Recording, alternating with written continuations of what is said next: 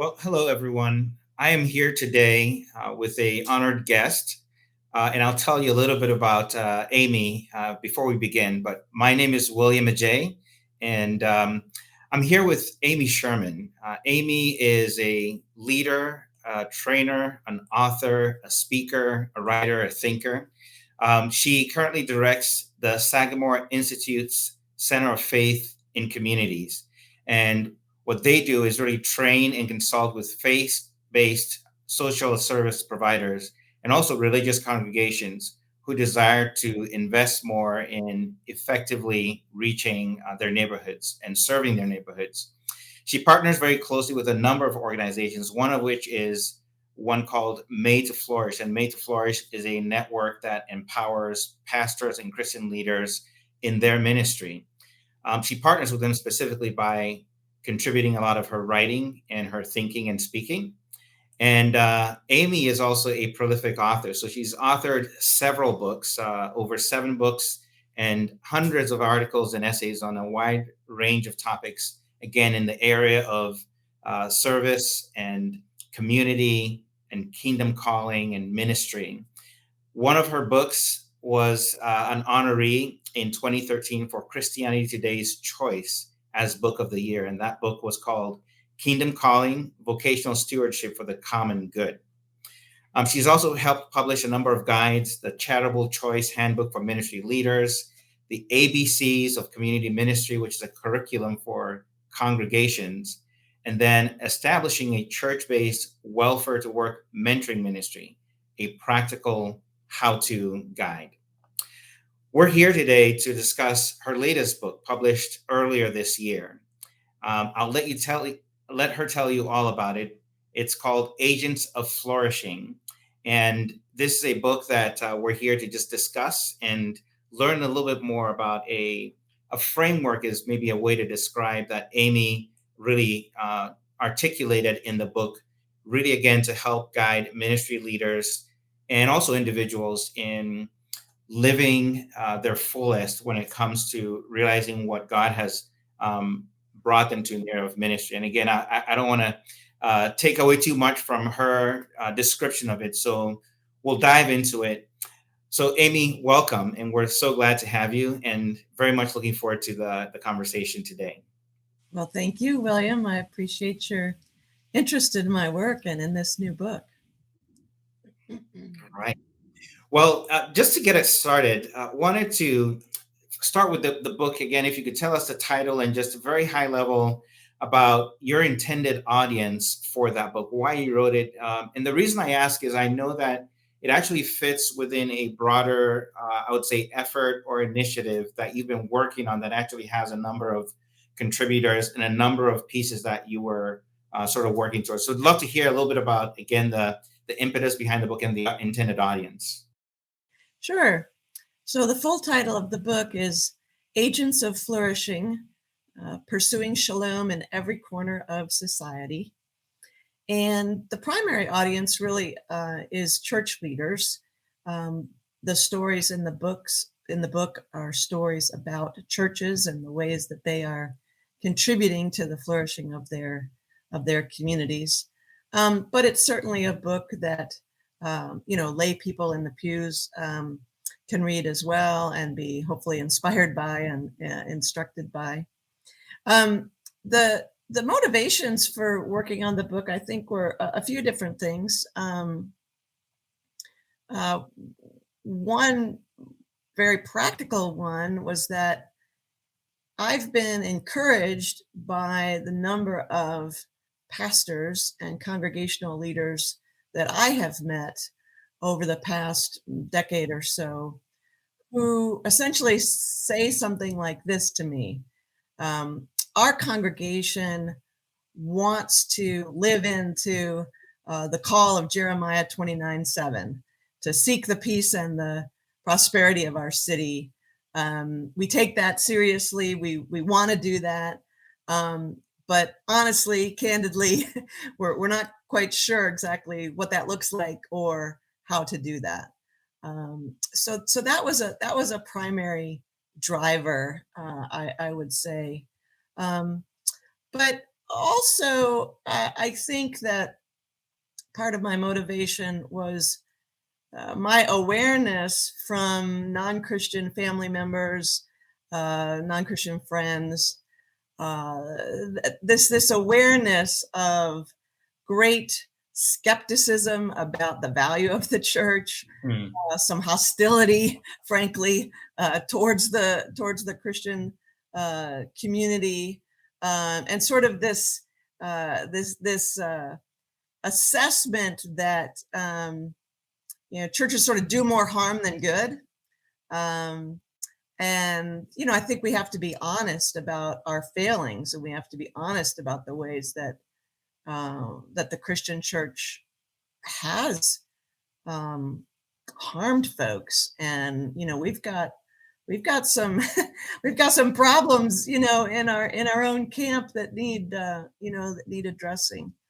But the broader, larger story of Christ's bride on this planet, mm, has been a story of God empowering His people to love and to serve and to bring contributions. And so, as honest as I want to be about the failings of the church, and there are many in the past and in the present, I also felt a certain sense of motivation for these folks to realize, hey, the church is doing a lot of good as well, mm. and you probably just don't hear about that very much. Yeah. Yeah, certainly a lot in there, Amy. And I do agree with you. We live in a day and a time when, particularly in the West, but certainly not by any less of a measure, other parts of the world also, there are not too many very receptive perceptions about the church and its role and what it's there for. And very easy to point to the failings as one of the reasons for that. I did want to push a little bit on the nuance of, in thinking about the different churches that you talk about in the book. To what extent are many of the topics and ideas that you're talking about, are they necessarily Western in nature, or have you touched on, other parts of the world, and what are some of the differences Mm. in those perceptions as you sort of looked at the different types of churches?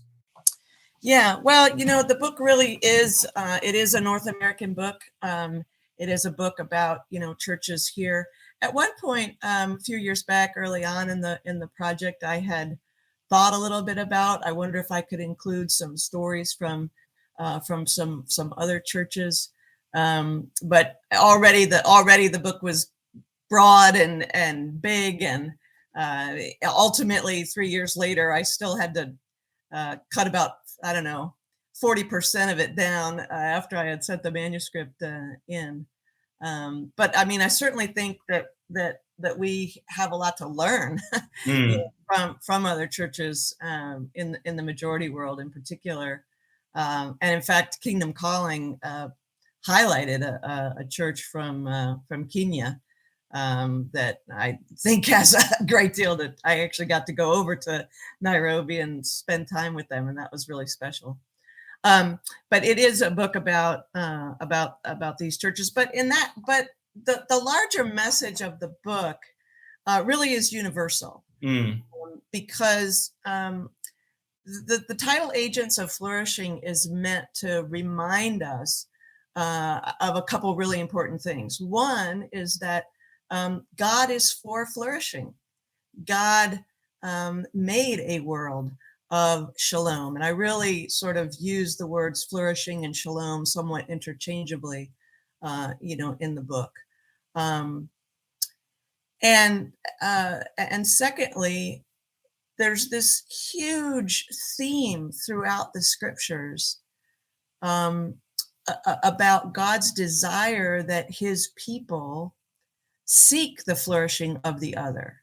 That a huge way that we honor God and worship God and demonstrate the character of God and the goodness of God and mm, the love of God is by sacrificially seeking the good or the flourishing of others. And so in that sense, though the particular stories are about North American churches and what they're doing, in that sense, it's a more limited, book. On the other hand, it's a book that reminds all Christ followers of a central part of our identity and mission, which is that we are, in fact, agents of flourishing, and we are called to be agents of flourishing, all of us, anywhere on the planet. Yeah, very, very well said, and very true. When I think about flourishing, a couple of things come to mind. There is flourishing in the spiritual sense, truly growing to know God, love God, enjoy Him forever. There's Matthew 28, making disciples, teaching them to obey everything I've commanded you. Behold, I'm with you to the end of the age. But a big theme also is the good of the city. And you actually start there. You talk about Jeremiah 29:7 as a starting point. Can you expand on the idea of being there for the good of the city as a foundational concept for the book? Yeah, yeah. So, so for me, Jeremiah 29:7 is like the tip of an iceberg, and the iceberg below is this whole theology that I referenced earlier. This theology that God's people are blessed to be a blessing. This theology that God desires that His people act for the good of their neighbors. That is a very practical way that we demonstrate a holy life, and that we demonstrate that the God whom we serve is a God of love and a God of justice and a God of goodness, a God of peace. Um, so, um, so this call to seek the good of the city, the good of the community where you're at, um, is I think a very prominent theme throughout the scriptures. Um, Certainly, the theme of love your neighbor is everywhere. Mhm, mhm. But then also, I think what we get in Jeremiah 29:7 is a little bit of a glimpse into a theology of place. So it's not just sort of generically love all your people, love your neighbors, but God's interest in places, God's interest in specific communities, and our call to be His outposts, His ambassadors in specific places. Mm. So I think what you have in this theme, this biblical theme of seek the good of the city, you have sort of a combination of God's heart for places and God's desire to see His people being shalom bringers to their neighbors.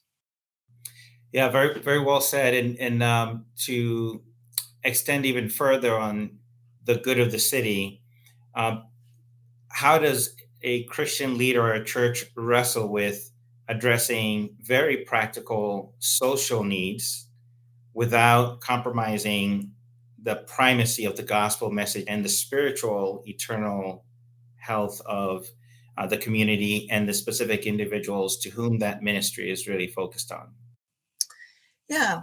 Well, I think part of the answer to that question is the importance of having a biblical definition of flourishing. Mm. So I actually have a chapter on that on the front end of the book, because this word flourishing gets thrown around a lot, Yes. including Yes. in non-Christian circles, right?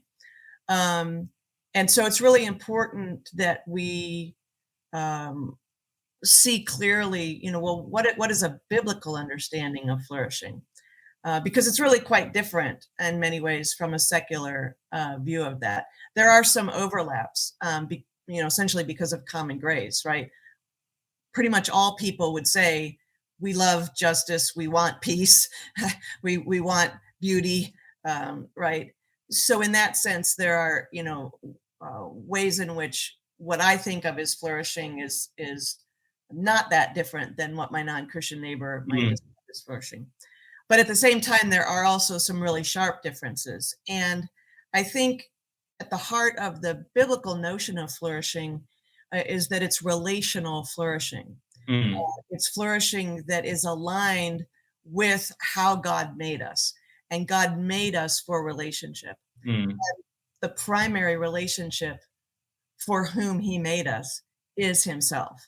So at the very heart of biblical flourishing is this notion of the relationship as a beloved of God, right? So we don't have true flourishing apart from a vibrant, intimate, um, loving uh, experience of our Father and Creator. Um, so So any attempt to work for the flourishing of others is going to have in mind the desire to seek their spiritual flourishing. mhm, mhm, Um, so I had mentioned that I sort of use the word shalom and flourishing somewhat interchangeably in the book, and I think a helpful kind of handy um, shorthand way of understanding shalom is the idea of peace with God, peace with self, peace with others, mm, and peace with the created order. So seeking the flourishing of others is going to be seeking that holistic health um, in all those different dimensions. And so um, this is not to say that in every particular expression of ministry in the community, all four of those things are always at every moment mm, exactly equally balanced, right? Um, there's a mixture there. But essentially, seeking the flourishing of the city, seeking the flourishing of our neighbors, is in a sense, by definition, uh, going to include a concern that those who do not yet know their heavenly Father will come to know their heavenly Father yeah. and have that relationship with him. Thank you for that, and it's a very helpful, or I should say, clarifying definition, because I would say the one of the frameworks for flourishing that come to mind without that biblical context is, and you hear this a lot, achieving your fullest potential. And, it's sort of the idea of be the best version that you can be, but the Right. best version that we can be is who God made us to be, and so connecting that to that, Yeah. dwelling in His Well, that's presence. exactly right, William. And the biblical view of flourishing is so much more about community, Mm, right? The secular view of flourishing is essentially, me and my sort of individual expressions and finding myself and, my own happiness. Uh, whereas in the biblical framework, you have this incredible notion that we belong to one another, uh, that there's a way in which my flourishing is actually tied up in your flourishing, and that I really can't be completely flourishing if you're not flourishing, yeah. because I'm connected to you in a really important way. And even I think that one of the strangest things, as I was sort of studying this idea of, well, what does the Bible really teach us about flourishing? One of the mysterious things I think is that, in the secular mind, there's no way in which flourishing and pain could like go together, or Mm, flourishing and suffering, or yeah. flourishing and sacrifice. Like that would be like a contrast, right? Whereas actually in the scriptures, you have this notion of flourishing that may in fact involve some suffering. So you have like the vision in the wisdom literature of the righteous person being this evergreen tree, that is there and it's alive and it's vibrant, but it says, even even in drought, even in the hard times, Yeah. even So you get this sense of, oh, biblical flourishing means, well, your circumstances might actually be quite difficult, but you're actually flourishing nevertheless because of the sustaining grace of God. Um, and I may not feel like I'm flourishing when I'm laying down my life for you. Mm. That may be hard, right? That's taking the cross. That's picking up the bowl and the basin and the towel. And at that moment, that act of sacrificially serving you may not feel like I'm really flourishing. But Jesus tells us that is actually life. That's the way to life. That act of laying down your life is actually the place where you find your life. So this idea of biblical flourishing, in that sense, I think is quite a conundrum to those outside of the kingdom, because they just don't understand how flourishing and sacrifice, flourishing and service, flourishing and suffering could somehow go together. But in the mystery of Christ, they do. Indeed, and I think one of the ways in which I felt you highlighted that very well in the book was how you discussed the idea of exile. Mm, We are in the world, but not of, and so being in the world necessarily comes with many things that we would consider adversity, or we would put in the category of suffering, and yet being in but not of is actually very much part and parcel of what we're called to do. But what I'd like to maybe even make that even more clear is to hear a little bit from you about the context or the stories of some of these churches. There were a number of them that you highlighted. Can you, which ones come to mind most prominently when you think about in but not of, and really balancing that mm, tension? Are mm. there a couple that maybe would be great to highlight? Yeah. It's a bit of an unfair question. It's like asking me, which of your children are your favorite children, because they're all good stories, and I loved all of them. But um, I guess off the cuff, when I think specifically of sort of the in and of type question, um, I think maybe the two stories I tell specifically. So the book is organized by this idea of seeking good in six different realms: the good, the true, the Yes. beautiful, the just, the prosperous, and the sustainable. And I tell stories of two different churches under the section on the just.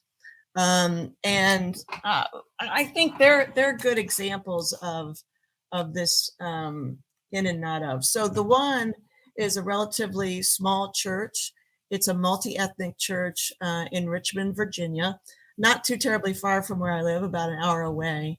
And it's called East End Fellowship.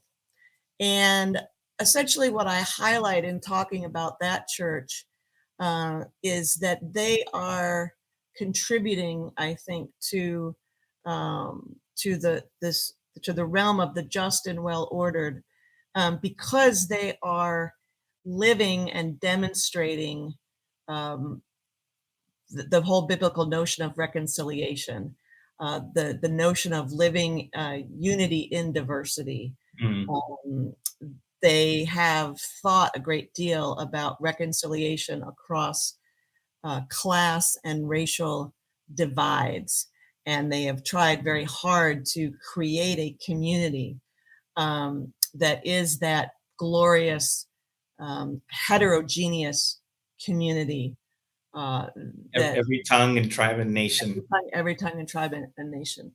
And so here's a practice that they engage in, um, that is definitely not of this world. Mm. Um, uh, they follow something they call the 75% rule. What they mean by that is that here they have this fellowship. Many different folks are there: Black people, white people, Hispanic people, Asian people, old people, young people, wealthier people, people on government assistance. It's really quite a hodgepodge. And they organize their services in such a way that they're actually trying to make sure that nobody sitting there is completely happy, satisfied, and comfortable more than 75% of the time. The idea is if you are always there and you're happy completely about 100% of the time, then that would probably indicate that your particular cultural, personal preferences are being honored by the way that this service is happening. If you love every musical song, if you love every piece of the liturgy, if you love everything there is about it, probably some of that is that, it's a little bit too much like you. So that's pretty interesting, I think. And that's certainly different than the ways of the world, where we would choose to belong to a group where we say, I'm going to lay down some of my personal preferences. I'm going to lay down some of my cultural preferences in order for others who are different from me to have their needs met, to have their desires met. So I think that's a good example. I think another That's a great one. another way that church, it strikes me, is sort of in but not of. They take very seriously questions of racial justice, and they provide education that helps people understand the racial history of the United States. They attend to the realities of what is actually going on in our society in terms of difficulties within and injustices within the criminal justice system. Whatever the issues are. At the same time, while they're not afraid to talk about those things, highlight those things, educate people about those things, engage in advocacy, partner with other groups,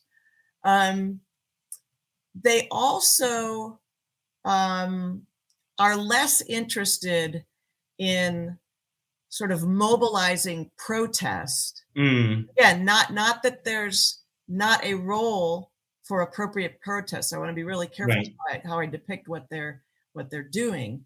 So it's not that they say, but I guess what I want to say is they're much more interested in sort of getting beyond the protesting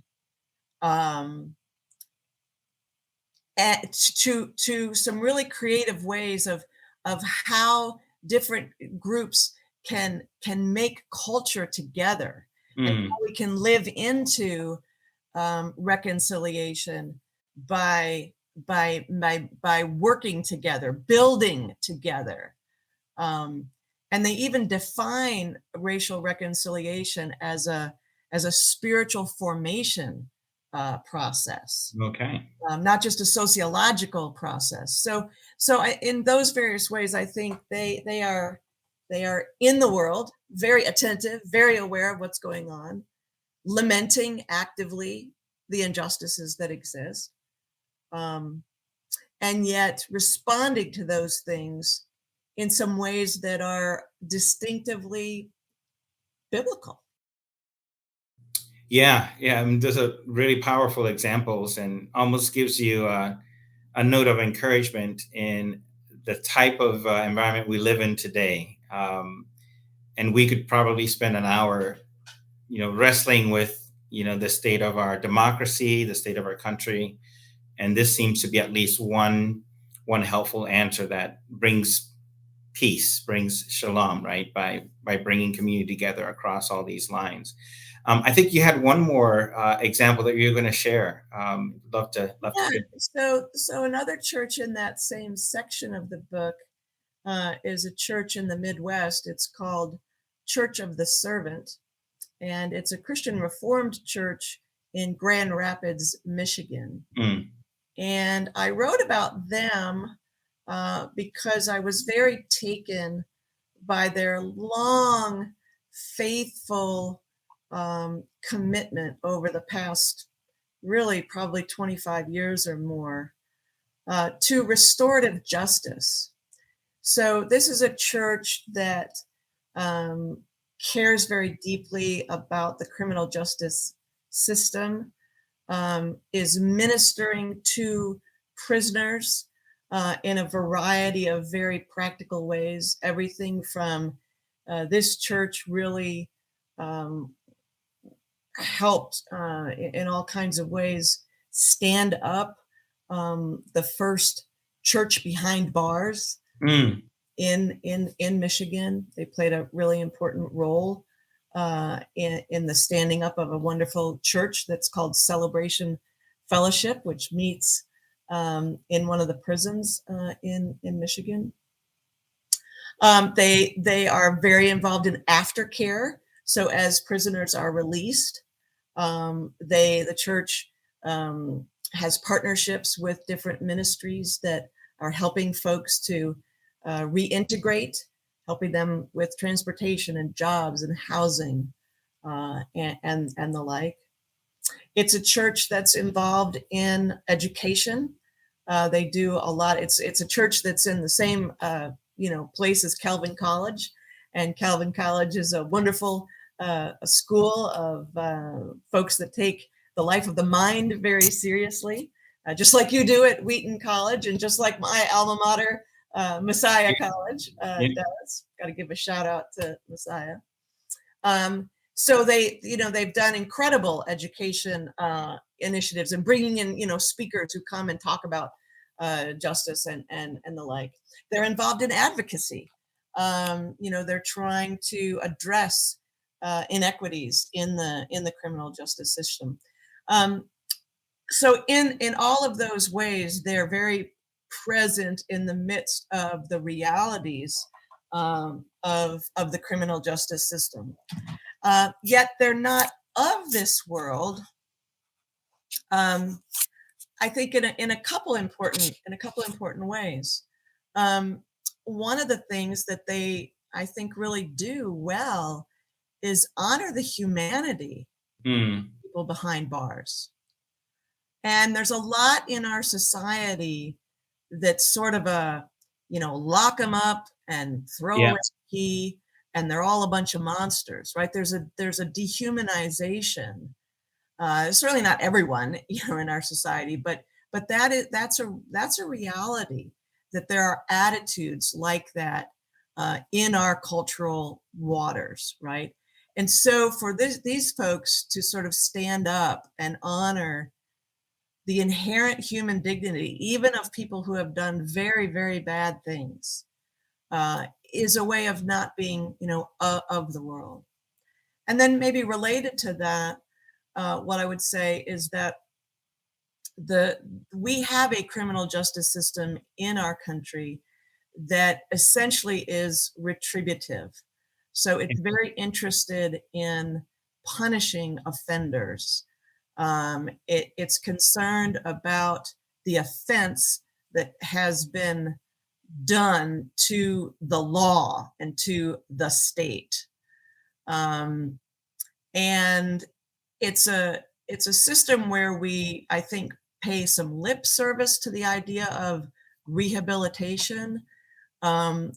But if we really look at our practices, with some exceptions, but not a lot, I don't think we see a lot of money, a lot of effort really going into that. Well, into that context, this is a church that lifts up the biblical idea of restorative justice. That there's a different paradigm that we could be following as we try to interact with those who have been harmed and those who have harmed. And they try to make that paradigm very practical and concrete by suggesting very specific types of reforms that could be made in law and procedure to move elements of the criminal justice system from that strictly retributive sort of mindset to more of a restorative mindset that takes very seriously the harm done to the victim, but also works for the restoration of the offender. So in that way, I think this is a church that also represents that in but not of. I really love that. I think it goes back to, again, the beginning and the heart of God being relational, among Himself, and bringing us into that relationship. And when you have a relationship, you're more interested in reforming and renewing and resourcing rather than being punitive and retributive. So, very, very well articulated.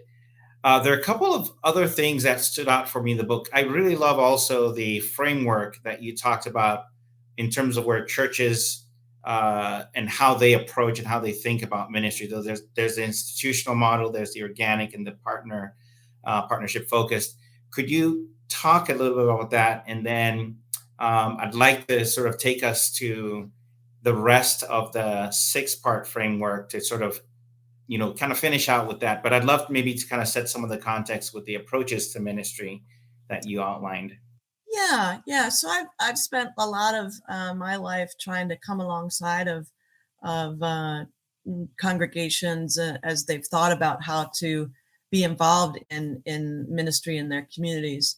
And there's many different expressions of that, but I think that a lot of the different strategies kind of more or less fall into 3 kind of big buckets. I'm sure there's other buckets out there, but I've certainly seen things in these 3 big buckets. Hmm. And the first sort of bucket is what I have labeled organic ministry. So the idea here is that the church leaders say, we feel like what God would have us do is respond to the dreams and the passions and the burdens that He is laying on the hearts of the people in the flock. So as people in the flock sort of rise up and say, I really think the Lord would want our church to be more involved with the schools. We've got to love kids. They're the next generation. Or somebody else stands up and says, the Lord has really called me to start a prison ministry. Hmm. And here's why I would say that. And so the church leaders are sort of saying, our outreach ministries are really going to flow out of what is organically bubbling up from the congregants and what God is doing in their lives. The institutional approach is different. Um, it sort of says, we believe that the Lord is going, as the church leaders seek the face of God for the vision that He has for this church, that God is going to sort of show us as leaders what has He put in our hands, and what is our context, what's going on in the place where He has planted us, and that He will bring to our attention those priorities that we ought to attend to. And so they kind of cast vision and say, we think the Lord is really calling us towards creation care ministry, or we've the elders have been on retreat and we've done this and that and the other, and we've been reading these books and studying and listening, and our sense is that we've got a lot of healthcare professionals here, and we really think that one of the most strategic ways we could positively affect our community would be to really move in the healthcare space, and so it's more of a top down kind of approach. And then the third approach, and really actually none of these is exclusive to the other. They're Right. not mutually, because in fact a lot of churches have a mixture. But generally, I see, churches being more of one sort or another. The third bucket is what I call partnership ministry, and as the name suggests, the idea there is, the church is essentially saying, okay, here we are, we're part of a larger ecosystem of other churches and other ministries and nonprofit organizations that are here.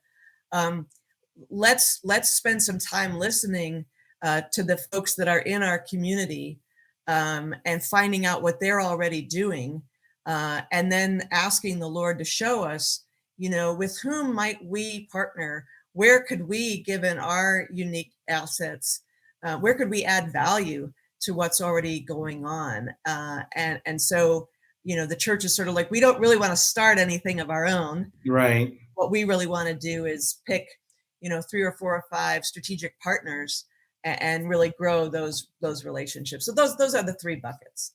Yeah, they're very helpful, because again,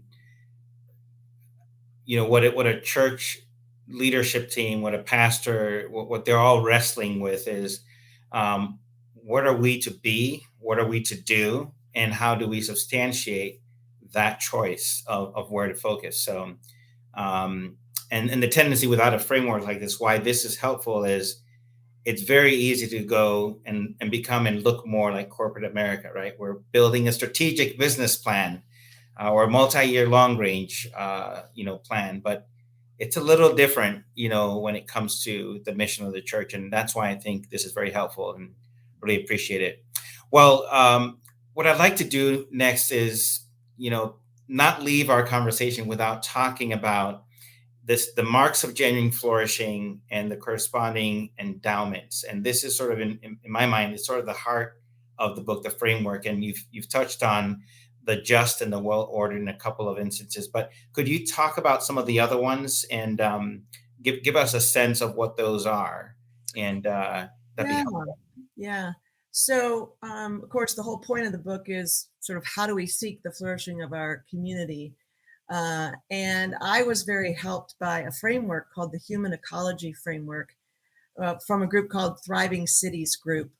And essentially, what Thriving Cities Group argues is that, okay, if you want to have a thriving community, you want to have a flourishing community, well, it needs to be strong and healthy in 6 different arenas of the corporate life, 6 different realms of our social life together. And they call those realms the true, which sort of maps onto the institutions of education and human learning; the good, which is all about social ethics and social mores; the beautiful, which is the realm of arts and aesthetics and design; the just and well ordered, which is the realm of civic life and political life; the sustainable, which is the realm of human and natural health; and the prosperous, which is the realm of economic life.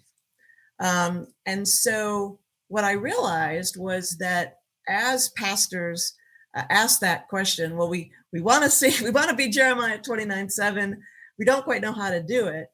It struck me that, well, one way of thinking about sort of how to do it is to have in your mind this framework, to recognize these different realms, which the framework calls community endowments, and then to think about, well, given what God has placed in our hands in our particular congregation, our physical assets, and most importantly, the particular people that He has brought to us and their particular vocational power and expertise and knowledge and passion, which of these realms might be the ones that we could most strategically contribute to, given who we are, where we are, and what we have to offer. And what was really rewarding, William, in researching the book, was seeing all the ways that all throughout her history, the Christian church has in fact made really important contributions to strengthening each of those different 6 realms or 6 community endowments. And so I tell some of those historical stories because I want contemporary pastors to be able to say to their people, hey, what I'm suggesting here, this isn't some sort of newfangled idea, Right. some new weird modern fad. Actually, there's this rich legacy of Mm. how the church has been living into this idea of bringing flourishing in all of these different dimensions of community life. And we have the opportunity to live into that legacy, and to make the contributions that God would have us make. Yeah. Very, very helpful. I have been part of those types of exercises before, including some just this year. So uh, this has been helpful in just thinking through those important questions, which are renewable questions and continuing questions. Well, Amy, we're close to the end of the time that we wanted to have, but I didn't want to end without asking, are there any other things that you wanted to sort of as parting words, either highlight again or just share from the book and from your Hmm. thinking and what you're trying to really get out there in terms of a message? Hmm. Hmm. Uh, yeah, I think